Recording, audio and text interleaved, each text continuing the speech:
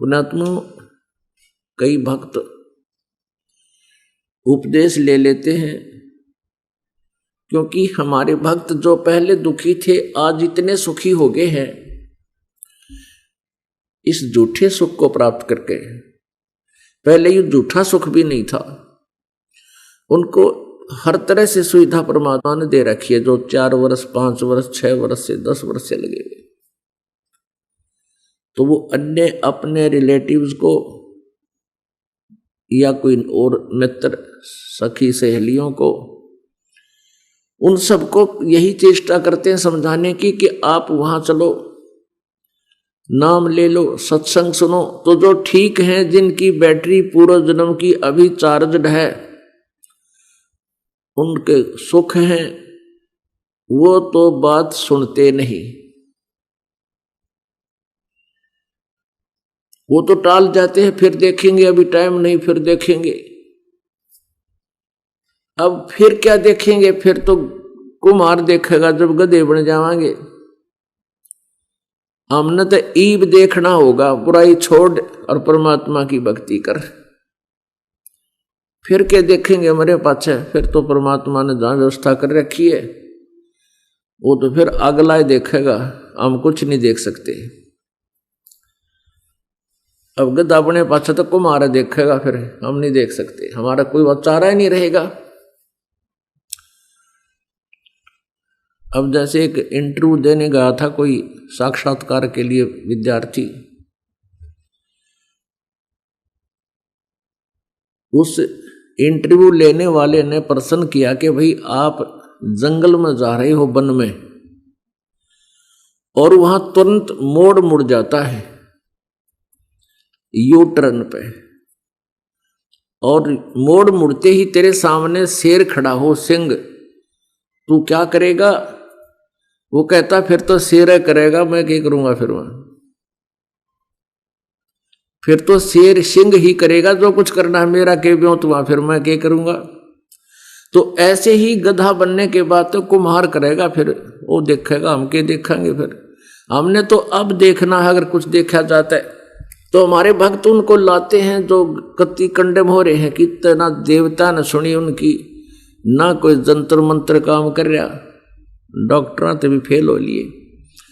फिर हमारे भक्त उनको गारंटी देकर जाते हैं कि आप चलो, तो आप बिल्कुल ठीक हो जाओगे। अब यहां आने वाले व्यक्ति को हम उपदेश देने से पहले बहुत बार हमारे भक्त भी समझाते हैं, और साथ में एक फॉर्म देते हैं जिसके बैक में सारे नियम लिखे हुए होते हैं। उस समय तो वो स्वीकृति दे देता है कि हाँ ठीक है, जैसे कहोगे ऐसे कर लूंगा, क्योंकि उस पर आपत्ति घनी आई हुई है। और नाम लेने के बाद फिर वो मर्यादा ठीक से निभाता नहीं, कोई ना कोई गड़बड़ कर ही जाता है। एक यहां पर आया था, उसके दोनों गुर्दे खराब हो रहे थे, डॉक्टरों ने जवाब दे दिया था, 10 कदम चल नहीं सका था, और उसने कोई ये चाम के जूतों की दुकान बना रखी थी। उसको बताया गया था कि ये चाम के जूतों की नहीं रखना, अगर आपने जूते ही रखने हैं तो चाम के नहीं रखना, क्योंकि ये पशुओं को बेरहमी से मारा जाता है और उनसे काट कर ये चाम तैयार किया जाता है। पहले पुराने समय में जो चर्मकार यानी चमार जो जूते बनाते थे, वो जीवित पशु को नहीं मारते थे,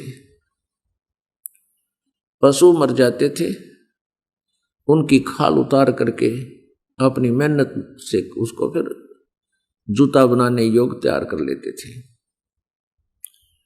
अब वर्तमान की तरह एक एक व्यक्ति 6-6 जोड़ी जूते नहीं रखता था, एक जूता जोड़ी, वह भी कति टूट ले, लित्र बन ले, उसके फिर थेगड़ी लवाए जाते थे और पहनते रहते थे। अब वर्तमान में तो बहुत जुल्म हो रहा है, भैंसों को, काटड़ों को, गौओं को बढ़िया चाम बनाने के लिए एक ऐसा केमिकल प्रयोग करते हैं, जीवित को भूखा रखते हैं, प्यासा रखते हैं, ताकि वो मांस समाप्त होकर के और चाम में समा जावे, और उसके जीवित के ऊपर ही वो फिर कहते हैं बहुत जबरदस्त गर्म पानी डाल देते हैं, वो फूल जावे और वो पशु बहुत बुरी तरह चिल्ला रहा होता है। फिर उनको काट दिया जाता गर्दन से और फिर वो बढ़िया जूते बनाए जाते हैं। तो पुण्यात्माओं, जिस दिन से इस दास को ये ज्ञान हुआ है, चाम के जूते, चाम की बेल्ट उसी दिन से त्याग दी थी। ऐसे ही आप जी को चाहिए कि चाम प्रयोग ही करना बंद कर दो, फिर अपने आप इन जीवों की हिंसा बंद हो जाएगी। मांस खाना बंद कर दो, अपने आप सुधार होना शुरू हो जाएगा। ये बातें कहन सुन से नहीं, ये किसी तरीके से इनका अंत किया जा सकता है। आजकल और अन्य बहुत अच्छे ट्रैक्शन वगैरह के जूते आते हैं, उनको पहन लीजिए।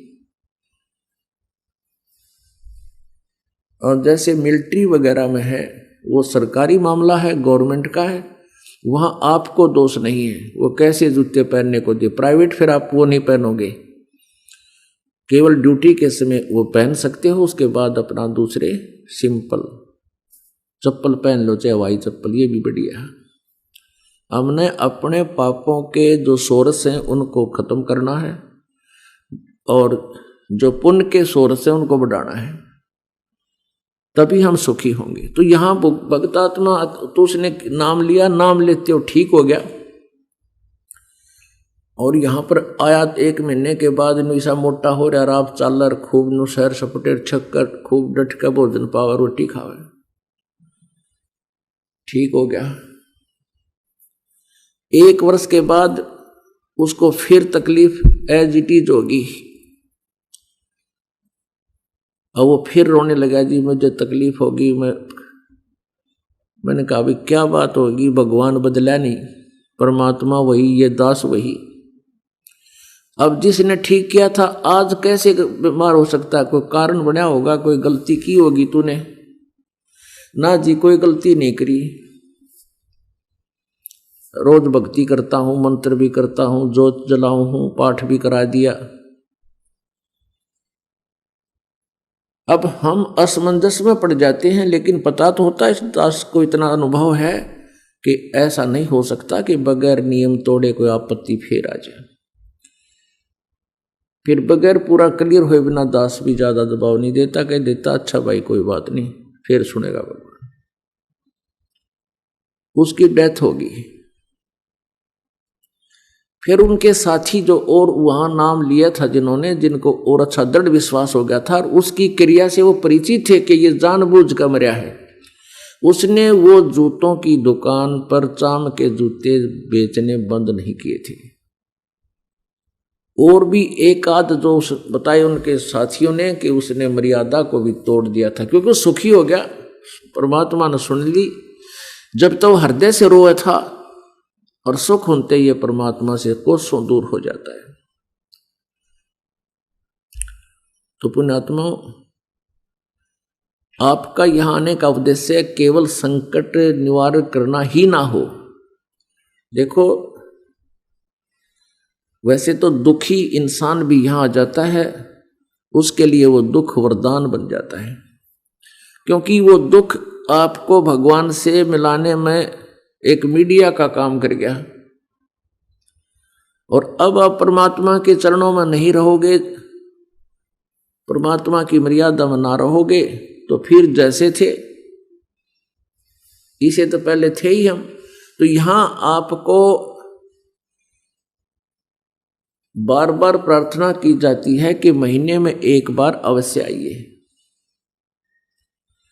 दूर देश के हैं वो 2 महीने में आ जा, और ज्यादा दूर के हैं 3 महीने में आ जाए। लेकिन आप विचार कीजिए कि एक डॉक्टर 10 दिन की दवाई देता है और 500 रुपये लेट लेता है, फिर 1 हफ्ते की देता है, फिर जाते हो, फिर देता है, फिर जाते हो, माने 2 साल तक चक्कर कटाएं और जाना पड़े आपको। और यहां आने में आनाकानी करते हैं, पैसा नहीं जी, ऐसा एकाध करता, वैसे सभी नहीं करते। तो पुण्यात्माओं, परमात्मा पैसा भी देगा आपको, धन भी देगा, सुख भी देगा, आपकी आयु भी बढ़ा देगा। तो ऐसे आप जी यहाँ बार बार आओगे, परमात्मा के विधान से परिचित हो जाओगे, आप यहाँ उपस्थित उन पुण्यात्माओं से मिलोगे जिनके सब संकट दूर होंगे, तब आपको विश्वास दृढ़ होगा। और परमात्मा का विधान है कि धीरे धीरे रे मना धीरे सब कुछ हो, माली सींचे 100 घड़ा और समय आए फल हो। परमात्मा कहते हैं कि प्रत्येक चीज धीरे धीरे लाभ होता है। जैसे एक आम के पेड़ को बीजता है माली और उसमें सैकड़ों घड़े पानी की सिंचाई करता है, और फिर लगभग 4-5 पहले तो 8-8 वर्ष में जाकर के आम फल देने लगते थे। और जब वो आम का पेड़ सिंचाई ठीक करने से पेड़ बन जाता है, फिर फलों से लदपद हो जाता है और इतने फल लगते हैं, स्वयं भी खा ले, रिश्तेदारों को भी खिला दे, अपने मित्र प्यारों को भी खिला दे, तो भी वो आम समाप्त नहीं होती। तो पुण्यात्माओं, ये भक्ति रूपी आम का पेड़ अब आप जी को मिला है, आपको पौधा मिला है, बीज मिला है यथार्थ। पहले तो आम के स्थान पर आप जी ने बबूल बीज रखा था, आन उपासना रूपी बबूल कीकर, जो गलत नाम थे, शास्त्र विरुद्ध साधना थी, शास्त्र के विपरीत जो मंत्र आप जाप करते थे, आप बबूल बीज के पूजा कर रहे थे, सिंचाई कर रहे थे। अब आप जी को यथार्थ मंत्र यानी आम का पेड़, आम का बीज मिल गया। अब इसकी सिंचाई शुरू करोगे और धीरे धीरे समय आने पर देखना, कुछ वर्ष के बाद आपका याद भी ना रहेंगे, हम कभी दुखी भी हुए थे। लेकिन कुछ पुण्यात्मा 1 महीने 2 महीने में कुछ तो राहत उनको मिल जाती है। 2 कारण होते हैं। एक तो पुण्यात्माओं रोग यानी संस्कार कमजोर थोड़े हों, वो जल्दी रिकवर हो जाता है। जैसे एक तो रोगी दीर्घ रोग ना हो और एक का दीर्घ रोग हो, तो जो दीर्घ रोग नहीं है और वो भी बीमार है, चला नहीं जा रहा, तो उसको ट्रीटमेंट करते ही राहत मिल जाती है। और जो दीर्घ रोगी होता है उसको डॉक्टर हॉस्पिटल में भर्ती भी कर लेता है, आईसीयू में भी रख लेता है, लेकिन उपचार करके छोड़ दिया करे और उसको और भी समय लग सकता है स्वस्थ होने में। तो इस प्रकार हमने थोड़ा सा धैर्य रखना पड़ेगा इस परमेश्वर के चरणों में आने के उपरांत। यहां ऐसे भी प्रमाण हैं कि नाम लेते ही तुरंत ठीक हो गए, ऐसे भी प्रमाण है कि कोई 2 महीने 3 महीने के बाद स्वस्थ हो गया, हर तरह से राहत प्रारंभ होगी। कुछ ऐसे भी हैं जो 1 वर्ष तक भी लग रहे हैं और कहते हैं जी अभी पूरा लाभ तो नहीं हुआ, तो उनमें कोई ना कोई त्रुटि है। परमात्मा कहते हैं साहिब के दरबार में कमी काहे की ना, अनसा मौज नहीं पावता तेरी चूक चाकरी में। बाहर कनेक्शन एक ही लाइन से, मेन लाइन एक ही है बिजली विद्युत की, और दूसरों के घरों में सब पंखे भी चल रहे हैं उसी लाइन से कनेक्शन प्राप्त करके, और ट्यूब भी जग रही है, सब कार्य हो रहे हैं, यानी लाइट उपलब्ध है, बिजली उपलब्ध है, और आपके यहां उसी से कनेक्शन है और आपके यहां वो कार्य नहीं कर रही है, तो आपका कनेक्शन लूज है या कनेक्शन कट चुका है, या फिर आप जिस वस्तु पर प्रयोग कर रहे हैं विद्युत को वो डिफेक्टिव है, वो चेक करनी चाहिए। तो इसी प्रकार पुण्यात्माओं यहां कई आते हैं, वो महादुखी होते हैं, बहुत से ढेर सारे आपदाएं गिनवाते हैं, तो पुण्यात्माओं कुछ राहत तो उनको आशीर्वाद से ही मिल जाती है। फिर भी उसको राहत कम मिलती है तो मंत्र दिए जाते हैं, जाप कीजिए। उनसे भी कुछ राहत कम मिल रही है तो उनको एक विशेष हिदायत दी जाती है कि आप ज्योति के लिए व्यवस्था कीजिए, यानी 500 यज्ञ करने के लिए उनको सलाह दी जाती है, जो ग्लूकोज का काम करती है। तो इनसे सब ट्रीटमेंट प्रारंभ हो जाता है, तो कुछ दिन के बाद आप बिल्कुल ठीक हो जाओगे। अब कुछ भक्त आत्मा कहते हैं जी छोटा मोटा कोई ना कोई समस्या बनी ही रहती है। पुण्यात्मा, हम काल के लोक में रह रहे हैं, यहां दुख के अतिरिक्त कुछ भी आपके पल्ले नहीं आ सकता। आपको सुख परमात्मा ही दे सकता है। आप जी ने किसी जन्म जन्मांतर में परमेश्वर कबीर जी के साथ रह करके उनकी शरण में कोई साधना की थी, और वो साधना जो अच्छी कर गए लेकिन पार हुए नहीं, वो फिर काल के जाल में रह गए। तो उन्हीं के पुण्यों को ये काल भगवान बर्बाद कराने के लिए राजा बना देता है, अच्छा IPS IAS बना देता है, बहुत बड़ा सेठ फैक्ट्री मालिक बना देता है, या बड़ा किसान बना देता है, कोई दुकानदार बना देता है। उसी के पुण्य को उसको दे रहा है। अब अपने पूर्व जन्म के पुण्यों को अब चाहे खा या खराब कर, और वो सारे, जैसे कई देखे हैं डाके भी मारे और चोरी भी करें, हत्या भी कर दें, और वो कति ठीक ठाक, नो प्रॉब्लम, ना शरीर में गड़बड़ उनका, और खूब पैसा इकट्ठा कर ले। तो वो पिछले जन्म के पुण्य हैं। तब जब तक वह चलेंगे इतने, चाहे वो कितने कुकर्म करे, गुट्टी भी लानता हो, हुक्का भी पीता हो, और भी सारे दुराचार करता हो, और फिर भी वो स्वस्थ नजर आ रहा है, वो ठीक नजर आ रहा है, तो पिछले पुण्य उसके जब तक साथ हैं, वो बैटरी चार्ज है, तब तक नो प्रॉब्लम। और जब वो बैटरी पिछली डिस्चार्ज होगी, फिर देखना प्रॉब्लम पर प्रॉब्लम, यानी दुख पर दुख आएंगे। तो पुण्यात्माओं, आप जी ने धैर्य रखना चाहिए। परमात्मा के चरणों में आने के बाद आप यहाँ वही व्यक्ति आया है जिस जो कति कंडम हो लिया, यानी 90% कह दूं तो भी कोई ज्यादा नहीं, जो इस दास के पास उपदेश लेने आए हैं परमात्मा कबीर जी की कृपा से आज वो सुखी हैं। यहाँ 90% वो प्राणी है जो कति कंडम हो लिए थे, जिनकी आस नहीं रही थी कि जीव अभिगा। इस परिवार का भी, पूरे परिवार ने भी यहाँ तक सोच लिया था कि आत्महत्या करेंगे। आज उनकी फैक्ट्री लगी हुई है। किस कारण से? कि बीमारी के कारण और दारिद्र्य के कारण है। और आज परमात्मा की शरण में वो पड़े रहे, आज चारों तरफ से सुख कर दिया। लेकिन धीरे धीरे रे मना धीरे सब कुछ हो, माली सींचे सो बड़ा समय आए फलो। अब एकाध भक्त कहता जी मन पाठ भी करा लिया, जोत भी चढ़ा दी,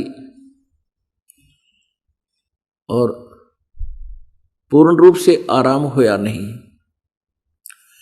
कुछ कहते हैं जी वो काम तो ठीक हो गया मेरा, और आपत्ति आ गई, एक्सीडेंट हो गया, टांग टूट गई।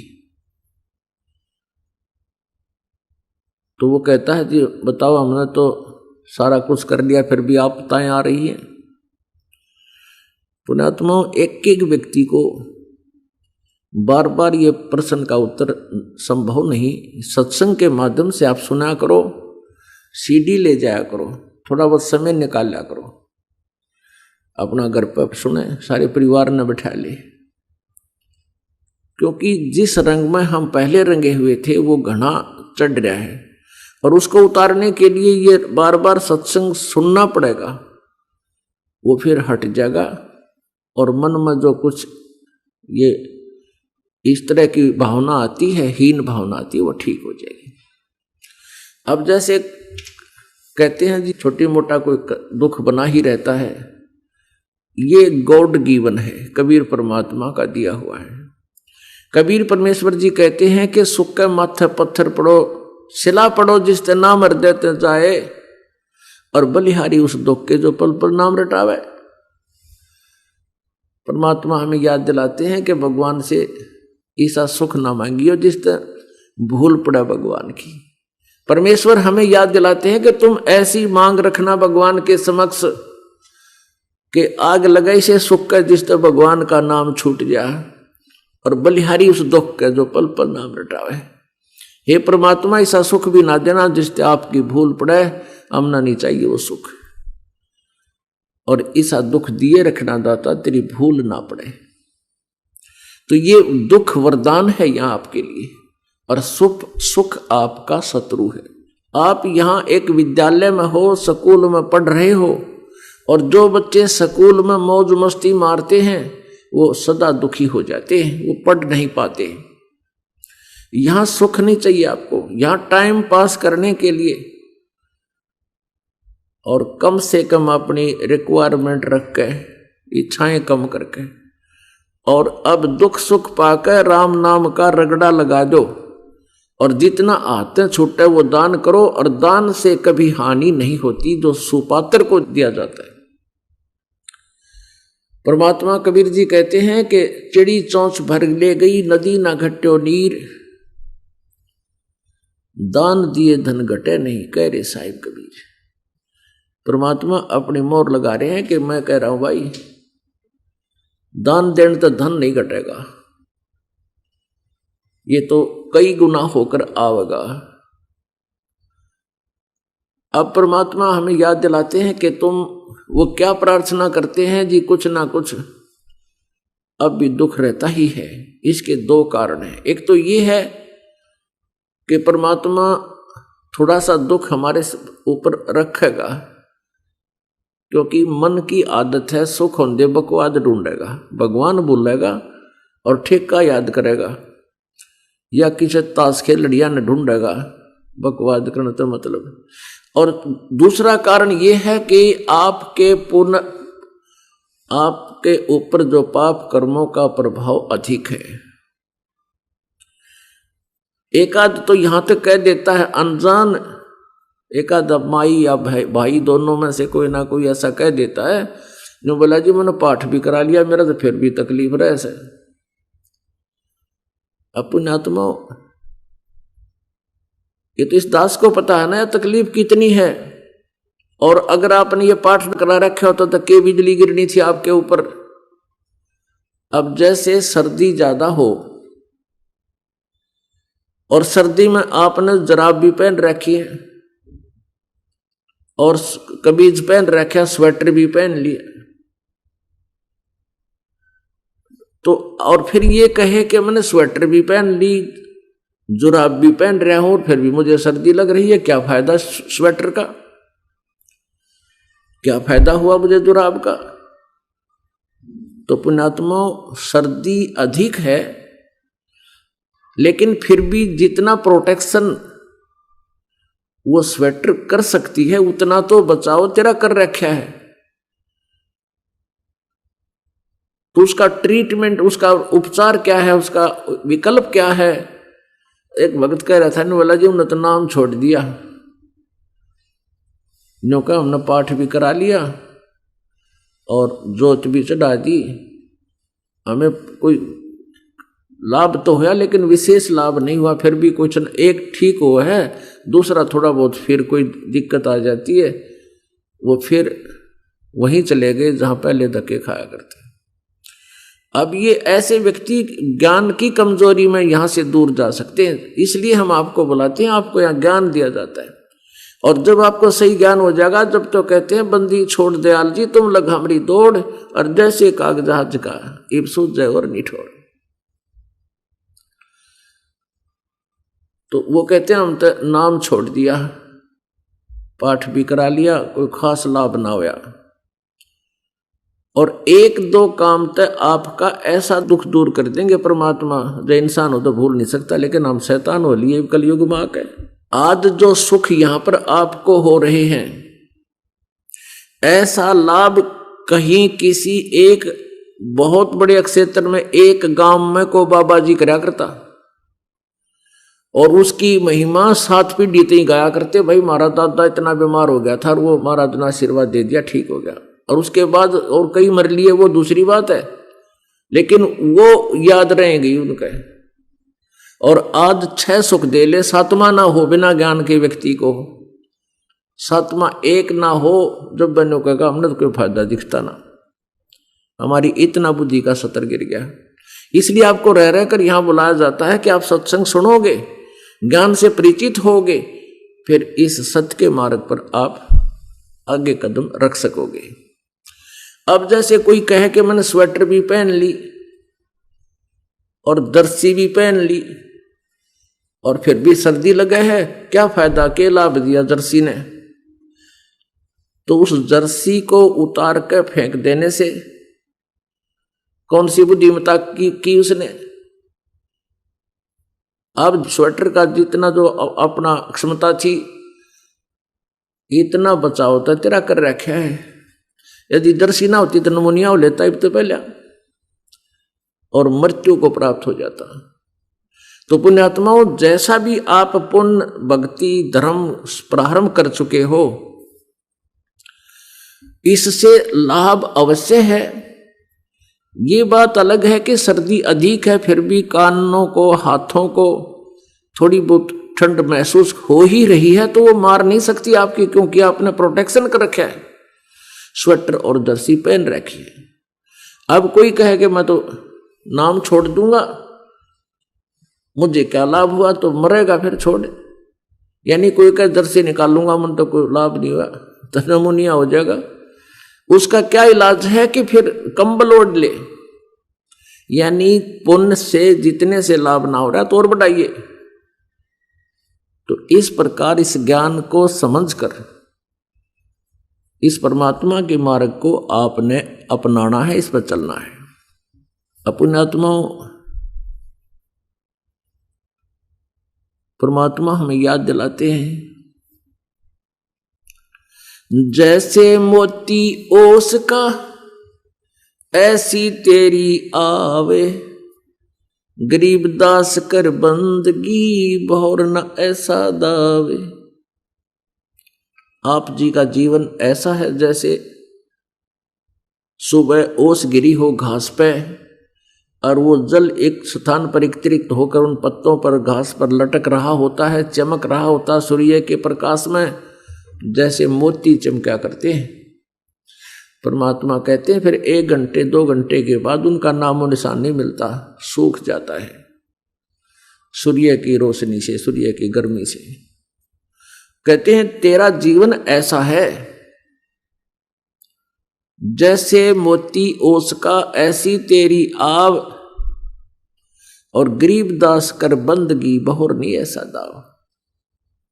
क्या बताना चाहते हैं कि जैसे आपके घर का कोई सदस्य मृत्यु को प्राप्त हो गया, वो उसी रूप में उसी शरीर में फिर तुम्हारे घर पर नहीं आ सका, अन्य रूप में आ जा, लेकिन वो रिक्वायरमेंट वो पूरी नहीं कर सकता जो वहां अक्षति हो चुकी है। परमात्मा कहते आगे गए ना बावड़े, रहते भी सब जा, और बिन साहेब की बंदगी की ठोर ठिकाना ना। कबीर साहब कहते हैं कि जिन हर जैसा सुमरिया ताको तैसा लाभ, उससा प्यास न भाग ही जब लग दसे नहीं आब। जैसे ये दास पहले हनुमान पुजारी था, मंगलवार का व्रत रखा करता था, और मंगलवार के दिन 100 रुपये की बूंदी बांट कर इन्हों सोचा करता बहुत बड़ा पुण्य कर दिया। और बूंदी के बाटी दुकानदार से लाके और या तो वहीं से बांटना शुरू कर देते, या थोड़ी देर हनुमान जी का साथ में रख कर उस फोटो के और पढ़ कर हनुमान 40 फिर बांट दिया करते। तो परमात्मा कहते हैं ये तुम्हारी साधनाएं जो थी, ये ओस चाट रहे थे तुम, जैसे पक्षियों को दाना डाल दिया, इस तरह के कोई छोटा मोटा कहीं पुण्य कर्म में सहयोग दे दिया। कहती ये कंप्लीट नहीं था, ये तो ओस चाट रहे थे। जैसे ओस के चाटने से प्यास नहीं बुझती। प्यास कैसे बुझती है कि एक दो गिलास, अच्छी प्यास लाग रही है, एक दो गिलास गट गट गट गट पीवे और तब प्यास बुझे। पहले हमने देखी हमारी दादी एक अपनी चुंदड़ी के पल्ले का 100 रुपया बांध लिया करती, और हम पूछते दादी यो के बांध रखा, उसका इसी कसूती गांठ ला दिया करती, कदे बालक ना खोल ले जा। और उससे पूछा करते क्यों बांध रखी है, बोली इसने ना खोलियो पाप लगेगा तुम। और किस लिए वो क्या कितने संकल्प करा करती, नो क्या करती, गाय का तो बच्चा हो जा, बछड़ा दे दे गाय, और भैंस दे कटड़ी, और बहू का हो जा छोरा। एक उड़गाम वाली तरह जब 100 रुपया चढ़ाऊं, यानी इतनी रिक्वायरमेंट रुपया 100 ओ तेरा के। तो ये ओस चाटने थे हम, और हमारी टेंडेंसी इतनी गिर चुकी थी पुण्यात्माओं, हमारी नीत भी साबित ना रही थी, भगवान के प्रति भी ना रही थी, हम इतने गिर चुके थे। अब परमात्मा का डर रहा नहीं, लेकिन फिर भी आत्मा को परमात्मा की चाह भूल नहीं पड़ी। तो परमात्मा हमें याद दिलाते हैं कि जिन हर जैसा सुमरिया ताको तैसा लाभ, उससा प्यास न भाग ही जब लग दसै नहीं आप। अपनात्मा जैसे इस दास का जन्म इसी क्षेत्र में था, हमारे ऐसे परिवारों में था कि वो सपने में भी राम का नाम याद नहीं रखा करते। कदे सपने में भी मुंह पर हमने राम का नाम नहीं सुना। हमारे माता पिता, दादा दादी, चाचा ताऊ, ये बेचारे अपने खेती करा करते थे, वो नेक आदमी थे, किसी का बुरा नहीं करा, सपने में भी नहीं सोचा। अपना मजदूर की तरह धंधा करा, किसान का काम करते थे, और अपना करके खान में इनकी दृढ़ता थी, निश्चय था। वो तो बात अच्छी है, लेकिन भक्ति नहीं थी, ये बहुत खराब काम था। और कुछ ऐसे देखे हमने कि जैसे ये बेली चढ़ा का आ करते माता का ऊपर एक दड़ी गुड़, और ऐसे भी थे वो ठा लेते, जब कुत्ते का मार कर कुत्ते खाया करते उन्हें, और बेचते उन्हें, फिर दुकानदार अगर बीड़ी पीते फिर उनका। यानी ऐसी स्थिति हमारी आ चुकी थी, भगवान से डर रहा नहीं था। और विशेषकर जैसे परमात्मा ने कहा कि दिल्ली मंडल पाप की भूमा, और धरती नाल जगाऊं सूमा। अब ये दिल्ली मंडल में जन्म था इस दास का। ये पुराना रोहतक जिला जो था, ये केंद्र शासित था पहले से। अंग्रेजों के समय में रोहतक जिला, पुराना रोहतक जिला, अब तो उसमें 3-4 जिले बन गए, और पूरी दिल्ली, तो ये केंद्र शासित था। यानी केंद्र का जो राजा बनता था उसका सीधा उससे संबंध रहता था। और दिल्ली मंडल पाप की भूमा। अब हमारे तो ऐसी स्थिति थी जैसे दास ने बताई हमारी दादी जी की, और अपने के 100 रुपये का प्रसाद बांटा करते, और उसमें बड़ी खुशी मना लिया करते थे। तो उस अक्षेत्र में इस भक्ति का प्रवेश करना कोई बालकों का खेल नहीं, परमात्मा कबीर जी की रजा हुई। रोहतक जिले से ही ये भक्ति का बीज पौधा प्रारंभ हुआ, और उसके बाद फिर अन्य पुण्यात्माओं तक भी ये सत संदेश पहुंचा। तो एक भक्त कह रहा था, ने बोला जी आप जी ने जिस क्षेत्र से ये भक्ति प्रारंभ की है, क्योंकि पहले ऐसा था कि 10 रुपये दान करने आदमी को ढूंढा पाओ था। जब इस दास ने स्टार्ट की, 2 रुपये चढ़ाया करते, नो मोड़ माड़ कर दर जाया करते थे, जब नौकरी करते करते छुट्टी के दिनों में, जैसे सैटरडे संडे की छुट्टी होती तो पाठ करते थे हम 3 दिन का। तो शुक्र को चले जाते थे, शनिवार एतवार को भोग लगाते थे। और हम किराया नहीं लेते थे किसी से, अपने किराए से सभी जाते थे, क्योंकि हमें पता था कि ये लोग तो 100 रुपये में 4 डिमांड करनी है, और जब ना हुआ तो ये फिर बढ़न भी ना देंगे हमने। तो हम अपनी तरफ से ही किराया भाड़ा, माइक, स्पीकर, सारा साजबाज लेके जाते। उनके वहां 3 दिन खाना अवश्य खाते थे, इसलिए कि इनको पुण्य मिलेगा इसका। और वो पाठ करते थे। तो आज वही अक्षेत्र के लोग आज लाखों दान कर रहे हैं, वो जो 100 रुपये में 3 डिमांड करनी थे। और एक भगत कह रहा था जी, युग अक्षेत्र तो ऐसा है, ऐसा भगत है कि एक बार एक आदमी की भैंस खूगी, दूध डाली, लागड़ भैंस गुम होगी, और पिता पुत्र भैंस ढूंढने चल पड़े। सबसे पहले गए भगवान शिव जी के मंदिर में। पिताजी ने कहा कि शिव जी बोले, यदि मेरी भैंस पागी तो आप 1 थन का दूध, जब तक भैंस हमारा दूध देवेगी आपका चढ़ाया करूंगा। 1 थन में जितना दूध सुबह शाम का होगा सारा आपके यहां समर्पित किया करूंगा, मेरी भैंस मिल जाए। दूसरे मंदिर में गया विष्णु जी के में 1 थन का वहां संकल्प कर दिया। तीसरे में गया हनुमान जी के, वहां 1 थन का वहां संकल्प कर दिया। चौथा माता के में गया, वहां 1 थन का वहां संकल्प कर दिया, और ऐसा ही कह दिया। अब वो लड़का बोला, पिताजी फिर भैंस का क्या करांगे, दूध तो देवता पीवेंगे, चलो अपन घर न चले। पिताजी कहने लगा, बेटा एक बार भैंस पाल दे, इनका जी जानेगा जिसे न दूध पियाऊंगा।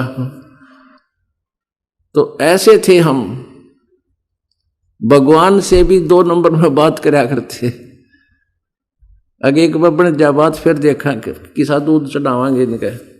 तो पुण्यात्माओं, आज हम वही हैं जो पहले ऐसे थे। कहते हैं पहले परमात्मा हमें धन देता है, हमारी 100 प्रकार के आपदाओं को दूर करता है। सबसे पहले हम कहते हैं बीड़ी शराब मांस तंबाकू आप जी बिल्कुल नहीं छुओगे, ना फिल्म आदि देखोगे। शराब जो पिया करते थे उन्होंने शराब त्याग दी, बीड़ी पीते थे उन्होंने बीड़ी त्याग दी, सिगरेट त्याग दी। एक आधा भक्त अब बताया करता था हमारे को, जी मैं 2-2 बंडल पी जाता था। आजकल तो मेरे ख्याल में वो 10 रुपये का आता होगा वो बंडल। और पुण्यात्माओं, 1 बंडल 2 बंडल इंसान शराब बीड़ी पीता है, वो कितना तो प्रदूषण पैदा करे और धन की हानि। वो बीड़ी छोड़ दी, यानी 10 रुपये का बंडल या 5 रुपये का 6 रुपये का जैसा भी होगा तो वो हानि ही है। और वो हानि खत्म हुई, वो पैसे बच गए। फिर जैसे बीमारियां होती थी, बीमारी परमात्मा नहीं होने देता। और हानि जो वैसे कोई कर्म का दंड आना था, नुकसान होना था, उसका प्रोटेक्शन भगवान शुरू कर देता है। जैसे एक बीमार हो गया भक्त, और कति सीरियस बीमार हो गया, उसने बीमार होते ही परमात्मा की जोत संकल्प करी। डॉक्टर के यहां गया तो कहते 2 घंटे में छुट्टी मिल गई। उसी बीमारी में वो बताता था कि पहले मैं 3-3 दिन हॉस्पिटल में रहता था और 3-3, 4-4 हजार रुपये मेरे खराब हो जाते थे। आज पहली बार कहता 2 घंटे मुझे छुट्टी मिल गई, और धीरे धीरे सदा के लिए वो रोग भी समाप्त हो गया। तो ऐसे परमात्मा जो 2000, 10,000 में हानि होनी हो, वह 10 रुपये, 20 रुपये, 200 रुपये में टाल देगा। तो इस प्रकार फिर आपको महसूस भी होगी, आप स्वयं भी महसूस करोगे कि आज शरण में ना होते तो ये नुकसान या बिजली गिरनी थी। वो पैसा बचाया, शराब पीनी छोड़ दी, घर में सुख, कलह मिट गई, झगड़ा घर का मिट्या, और कितनी हानि करा करता था। शराब पीने का तो एस्टीमेट भी नहीं लाया जाता, कितना नाश कर दे 1 महीने में, तो वो बुराई छूट गई। अब वो पैसा बचा, फिर परमात्मा प्रेरणा करता है कि आज जब मालिक की शरण में नहीं होता तो आज यहाँ इतनी हानि होनी थी और आज ये थोड़े से में सुख हो गया मैं, तो फिर प्रेरणा करता है कि पाठ तो करा ही दूं। अब कबीर परमात्मा के विषय में दादू साहिब कहते हैं, करे करावे साइया मन में लहर उठा और दादू सदर जीव के वो आप बगल हो जा। कि परमात्मा पहले तो आपको धन दे, अपनी प्यारी आत्मा को का उत्थान करने के लिए, उद्धार करने के लिए, नीत ऊंची करने के लिए, नीत साबित करने के लिए पहले तो उसकी 100 सुख दे और उसको दिखा कर दे कि आज अगर मेरी शरण ना होता तुझे ये हो जाना था। फिर अंदर में प्रेरणा दे, बेटा दान करे, ये बाढ़ में भी तो जाना था, डॉक्टर ले हो या कोई चोर ले जाओ या कोई भैंस मर जाए एक मन माने 50,000 की, और यहाँ 10 रुपये अपने दान पर लाऊं। तो पहले तो धन दे और फिर परमात्मा प्रेरणा दे। अब सारा कुछ वही कर रहा आपके लिए, जीव नहीं कर सकता। जीव तो जीव का जीव है, जब मालिक का हाथ हट जाए 1 नया पैसा भी ना छूटे और 100 आपदाएं सहन कर लेगा। तो इस प्रकार इस परमात्मा के चरणों में आने के बाद आपको हर तरह से राहत मिलेगी। और जो वास्तविक हमारा उद्देश्य है, जन्म और मृत्यु के इस भयंकर रोग को नाश करने का, वो तो अलग है। और ये सुख तो आपको रूंगे में देवांगे, रूंगे में। ये जो सुख आपने कितने भी ना मिले, सब जगह जा लिए, झाड़े लुआ लिए, सब कुछ तंत्र मंत्र कर लिए, देवी देवता पूज के देख लिए, ये संसारिक भौतिक सुख भी आपको नहीं मिल सके क्योंकि आपके प्रारब्ध में नहीं थे। अब यहां आने वाले का प्रारब्ध नए सिरे से मालिक कबीर परमेश्वर लिख देता है। जम जो राजा से डरे मिटे कर्म के लेख, अदली असल कबीर है वो कुल के सतगुरु एक। वो परमात्मा यहां आने वाले प्राणी को अपनी तरफ से एक न्यारा सुख देता है। यहां तो हम आपको जो संसारी सुख था ये तो फ्री में देंगे आपको, और जो असली सौदा है वो तो परमात्मा पाने का और जन्म मृत्यु का रोग कटाने का। हमारे पहले गांव में ये आकर कचरे बेचनिए, कोई आम बेचनिए, काकड़ी बेचनी है, और ये क्या करा करते थे, सब्जी बेचनी है, प्याज बेचने वाले तो हमारे जैसे लेते थे गांव की और माताएं बहनें, तो वो क्या करा करते, जैसे गेहूं के बदले में एक पलड़े में तखड़ी के में गेहूं चढ़ा दिए तो क्या कहता था कि 2 बरके दूंगा, यानी एक पलड़े में जितने गेहूं तूने चढ़ा दिए इसके वजन के 2 बार सब्जी तोल दूंगा, यानी टिंडे तोल दिए 2 बार। ठीक हो गया, वो तो सौदा हो गया। उस गेहूं के बदले में 2 बार टिंडे ले लिए सब्जी खातर। फिर न्यू क्या करती है माताएं बहनें, भाई रूंगा और दे। वो रूंगा उस सौदे से न्यारा होता था, वो 4 टिंडे फिर घेर देता, अगले ये रूंगा ले जा। तो पुण्यात्माओं, यहां जो असली सौदा है वो तो जन्म और मृत्यु के रोग को काटने का है। और ये जो संसारिक दुख आपदाएं आपके ऊपर आ रही, ये तो यहां रूंगे के रूप में देंगे आपको परमात्मा कि ले ये भी रूंगा भी ले जा तू, तो रूंगे बिना पेटा भरा को नहीं। अब कितना कुछ दे देता, लेकिन बुढ़िया ने कहता ना, अकना मन तो पहले ठीक तोल दिया, रूंगा ना दूं, तो उसने सारे न घेर दिया करती उल्टी, ले राख अपना रूंगा पहले लूंगी। तो ऐसे परमात्मा रूंगा तो अवश्य देंगे आपको, ना आपका पेटा भरा को नहीं, यानी ये संसारिक सुख तो अवश्य देंगे। दूसरा उदाहरण आपको बताया था कि जैसे इस साधना का उद्देश्य आप जी का इस भक्ति का उद्देश्य आप जी का संसारिक सुख मांगना ना होना चाहिए, आपका उद्देश्य मोक्ष कराना होना चाहिए। और फिर मोक्ष कराने के उद्देश्य से जो तुम आप जी साधना करोगे, भक्ति करोगे, धर्म करोगे, उससे आपको संसारिक सुख तो बिना मांगे मिलेंगे। जैसे किसान का उद्देश्य गेहूं बीजना, केवल भूस प्राप्त करना नहीं होता, उसका उद्देश्य होता है कि कणक या गेहूं मिले, मेरा परिवार भी जो है ना भूखा ना रहे, और कुछ बच जाए तो बेच ब्याच कर मैं अपना घर का कार्य भी चलाऊं। लेकिन उसके साथ भूस तो अपने आप बन जाता है।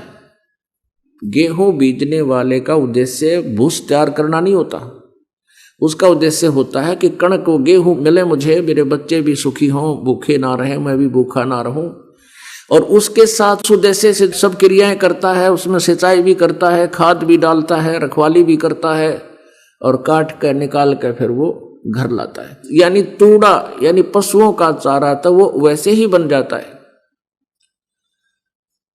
तो इस प्रकार परमात्मा कहते हैं बिन इच्छा जो देत है सोए दान कहावे, और फल बाचे नीतास का फिर अमरापुर जावे। अब इस प्रकार हम साधना करेंगे, परमात्मा को पाने का उद्देश्य रख के अपना कल्याण कराने के उद्देश्य से, क्योंकि ये ग्लूकोज भी साथ आवश्यक होंगी, यानी 500 यज्ञ आपने करवानी पड़ेंगी। आप बहुत युगों से या काल के जाल में फंसे हुए हो, दीर्घ रोगी हो गए हो, पुण्य बिल्कुल अक्षीण हो चुके हैं आपके। अब जैसे सतयुग त्रेता द्वापर में तीनों युगों में प्राणी के पुण्य साथ रहे, और वो अपने पुण्यों के आधार से सुखी रहता था, और साधनाएं भी शास्त्र अनुकूल करता था, और फिर भी घर में सुख, शरीर में सुख, परिवार सारा ठीक है। तो वो ये सोच लेते थे कि हम जो साधनाएं कर रहे हैं इन्हीं से हमें लाभ हो रहा है। जैसे पहले ये दास हनुमान पुजारी था, और बाबा श्याम जी का भी पुजारी था, श्री कृष्ण मेरा इष्ट था, विष्णु जी की के ऊपर एक विशेष आसक्ता थी, भगवान शंकर भी पैरल यानी आदरणीय थे। इस तरह हम पूजाएं ढेर सारी कराया करते थे, और घर में सुख होता था। जैसे विद्यार्थी को तो पास हो जाए उस समय शुक्र बना कर सारे देवता के गुण गाया करता, भलाओ हनुमान का, भलाओ बाबा श्याम जी का, और भलाओ भगवान श्री कृष्ण का, शंकर भगवान का, पास करा दिए। फिर संतानों उत्पत्ति की इच्छा होती थी, लड़का हो जा, लड़का हो गया तो बाबा श्याम जी की जय हो, हनुमान जी की जय हो, इन्होंने लड़का दे दिया। अब पता चला कि ये तो कुछ देने के कोई ना, ये तो हमारा जितना प्रारब्ध है उसी को एज इट इज दे सकते हैं। यदि हमारे भाग्य में नहीं होता ये परिवर्तन नहीं कर सकते थे किसी भी प्रकार का, और सब सुख थे, कोई आपत्ति नहीं आई थी, बालक की दया थी, को पिछली बैटरी अच्छी चार्ज हो रही थी, और साधनाएं जो करते थे उनसे ये सब सुख हो रहे थे। इन्होंने सोचा थे बाबा श्याम जी ने मौज मचा दी, बजरंग बली ने मौज कर दी। अब पता चला कि इनके 70 का काम में कोई ना, इनके लेवल का नहीं ये सुख, या कोई दुख देना है सुख देना। अब परमात्मा जो प्रसंग यहां से शुरू हुआ था उस पर अब हम आ रहे हैं दोबारा, कि वो परमेश्वर इतना दयालु है, हमें यहां आकर के फिर संभालता है, हमें प्रेरित करता है कि मूर्खों तुम फिर मुझे याद कर लो, फिर तुम फिर से ये साधना शुरू कर दो, तुम्हें यहां भी सुख दूंगा, सतलोक ले चलूंगा जहां तुम्हें कोई कष्ट नाम की चीज नहीं। उससे पहले ये काल हमारे साथ ही साथ जुल्म कर देता है कि हमें गलत ज्ञान पर इतना ठोक देता है, इतना आधारित कर देता है कि परमात्मा को पहचानना भी बहुत कठिन हो जाता है। पुण्यात्माओं, जिस समय हम इस काल के साथ यहां आ गए, और जब हम वहां से आए तो हमारे पुण्य हमारे साथ बहुत थे,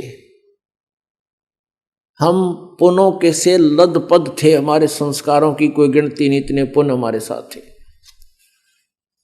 तो इसने हमारे को पहले तो ऊपर स्वर्ग लोक में रखा, और जिसके भी पुण्य अक्षीण होते गए उसको पृथ्वी पर पटकता गया, और फिर यहां गधे कुत्ते सुअर बनाता गया।